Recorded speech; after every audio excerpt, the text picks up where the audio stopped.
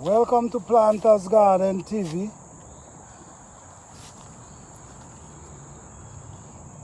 Just here Tony feel like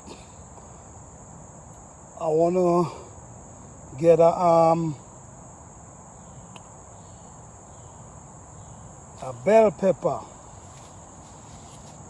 because I'm going and cook some okra and some fish. So I want a bell pepper to put some flavor in the pot for me.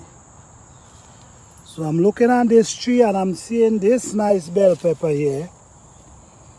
It's so heavy it's trying to break down the limb. And I'm seeing, you see what I know? Oh, wow. Wow.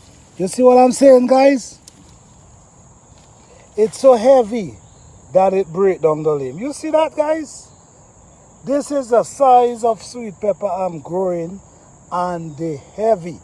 They're not just big and light. They're heavy. You see with your own eyes what's now taking place there. So thank you for watching, guys. I just come to my garden just to harvest a nice pepper to cook with some okra and fish. Thank you. Please like, subscribe, and share.